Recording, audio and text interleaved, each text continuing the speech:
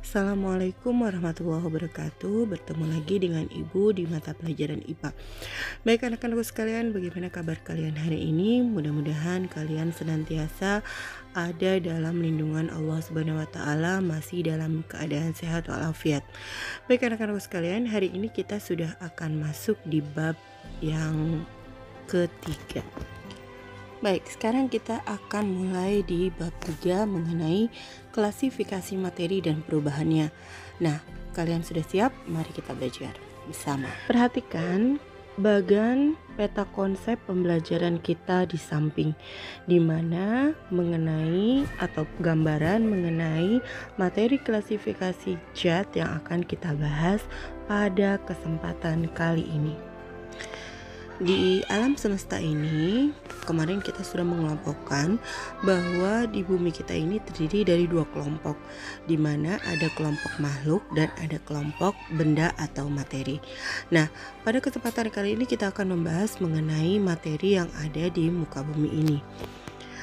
Materi adalah sesuatu yang mempunyai massa dan dapat menempati ruang. Berdasarkan wujudnya, materi ada 3, yaitu zat padat, cair, dan gas. Berdasarkan komposisinya, materi ada 2, yaitu zat tunggal dan zat campuran. Penggolongan padat, cair, dan gas itu kita bisa lihat melalui perbedaan dari masing-masing karakter, baik padat, cair, maupun gas. Karakter dari padat yaitu mempunyai bentuk dan volume tertentu, sehingga wujudnya senantiasa akan tetap. Kemudian kenapa bisa tetap? Karena jarak antar partikel pada benda padat sangat rapat. Ini yang menyebabkan wujud dari benda padat senantiasa tetap. Kemudian untuk zat cair itu mempunyai volume yang berubah-ubah. Kenapa volumenya berubah-ubah?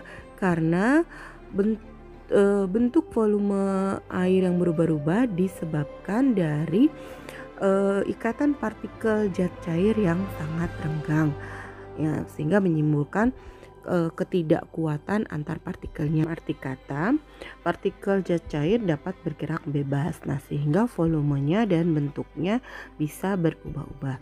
Kemudian yang volumenya tidak berubah tapi wujudnya berubah atau bentuknya berubah. Kemudian untuk gas tidak mempunyai volume dan bentuk tertentu. Kenapa bisa bentuknya tidak tertentu dan volumenya tidak tertentu? Karena jarak antar partikel gas yang sangat renggang. Nah, lebih renggang dibanding dari zat cair. Nah, sehingga kita bisa menemukan kalau ban, misalkan kamu punya ban sepeda, ban motor, atau ban mobil yang tidak kalian sering pakai, maka biasanya akan mengalami penyusutan. Padahal ban tersebut tidak bocor. Nah, kenapa bisa demikian? Karena perubahan suhu dapat mengakibatkan volume gas menjadi berkurang. Nah, kenapa bisa berkurang? Ya tadi karena ikatan partikelnya sangat renggang. Zat atau materi berdasarkan penyusunnya dibedakan menjadi 2, yaitu zat tunggal dan zat campuran. Nah, mari kita sama-sama mengenal apa itu zat tunggal dan zat campuran. Kita semua selalu minum air. Nah, air yang kita minum itu termasuk ke dalam materi atau zat. Dalam ilmu kimia, air dilambangkan atau dituliskan dengan H2O. Nah, dari air ini mari kita pelajari sama-sama apakah air ini termasuk ke dalam zat tunggal atau ke dalam zat campuran berdasarkan penyusun dari air itu sendiri. Unsur adalah zat tunggal atau zat murni yang tidak dapat diuraikan lagi menjadi zat yang lebih sederhana melalui reaksi kimia. Beberapa ilmuwan kimia telah menemukan lebih dari 100 macam unsur yang ada di bumi berdasarkan sistem periodiknya. Unsur dikelompokkan menjadi 3 jenis, yaitu unsur logam, semi logam, dan non-logam. Nah, berikut ini adalah sistem periodik.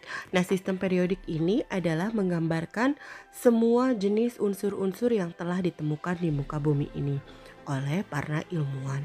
Nah, unsur-unsur ini ada di alam, baik yang berupa unsur organik maupun yang anorganik.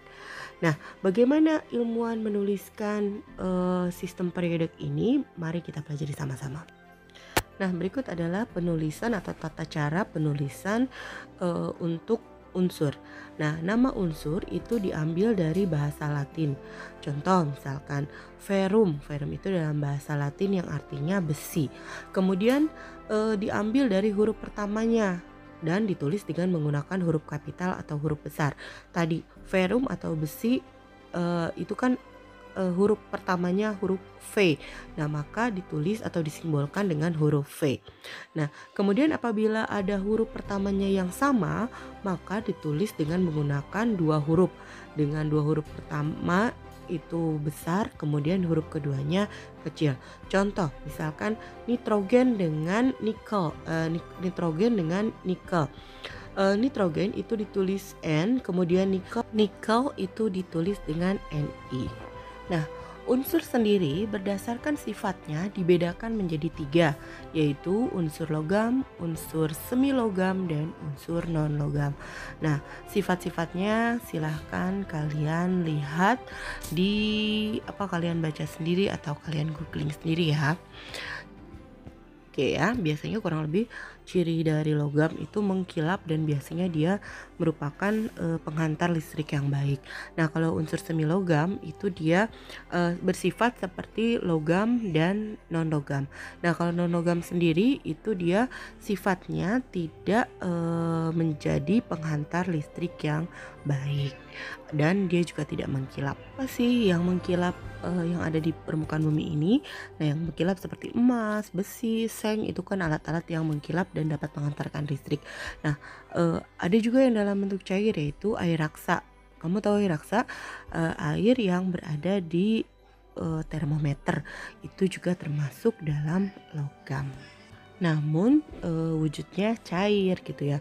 Nah, karena sebagian besar unsur logam itu bentuknya padat, tapi tidak semuanya berbentuk padat. Begitupun dengan yang non logam, tidak semuanya berbentuk cair, tapi ada juga yang berbentuk padat. Nah, kurang lebih ini bagan yang membedakan antara unsur logam dan non logam. Jadi kamu bisa pelajari di situ ya. Nah, setelah kita tadi mempelajari tentang unsur, maka sekarang kita lihat tadi kita ngomongin tentang hidrogen atau H2O. Nah, H2O itu adalah gabungan dari 2 atom hidrogen dan 1 atom oksigen. Nah, berarti itu bukan lagi menjadi unsur, namun sudah menjadi gabungan dari beberapa unsur atau yang kita sebut dengan senyawa. Artinya gabungan unsur hidrogen dan gabungan unsur oksigen. Nah, air adalah salah satu contoh dari senyawa. Jadi senyawa itu adalah gabungan dari 2 unsur atau lebih. Nah, berdasarkan asalnya senyawa itu ada 2 jenis, ada senyawa organik dan ada senyawa anorganik. Apa itu senyawa organik? Mari kita pelajari sama-sama. Senyawa organik adalah senyawa yang berasal dari semua makhluk hidup. Contohnya seperti senyawa gula atau C12H22O11. Itu merupakan contoh dari senyawa organik. Apa itu senyawa anorganik? Senyawa anorganik yaitu senyawa yang berasal dari sumber daya mineral yang terdapat di bumi. Contohnya misalkan H2O, NaCl, karbon dioksida, karbon monoksida, dan lain-lain. Nah, setelah tadi kita membahas tentang zat tunggal, maka sekarang kita akan membahas tentang zat campuran. Ya, apa itu zat campuran? Zat campuran adalah zat yang terbuat dari gabungan 2 atau lebih zat yang berbeda tanpa melalui reaksi kimia. Nah, zat ini disebut dengan zat campuran. Berdasarkan penyusunnya, zat campuran juga dibedakan menjadi 3.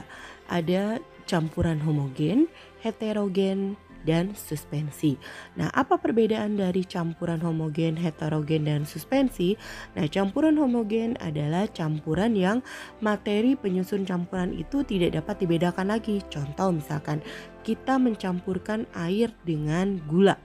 Nah, ketika kita mencampurkan air dengan gula atau membuat larutan gula, maka kita tidak bisa membedakan lagi mana mana gulanya kan. Yang ada kita hanya melihat airnya saja. Padahal ketika kita minum, air tersebut sudah mengandung gula.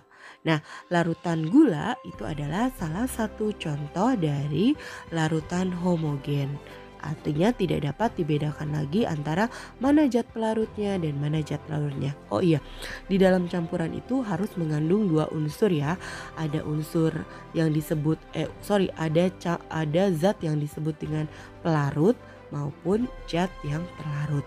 Zat pelarut biasanya berupa zat cair, dan zat yang terlarut itu bisa zat cair lagi atau zat padat.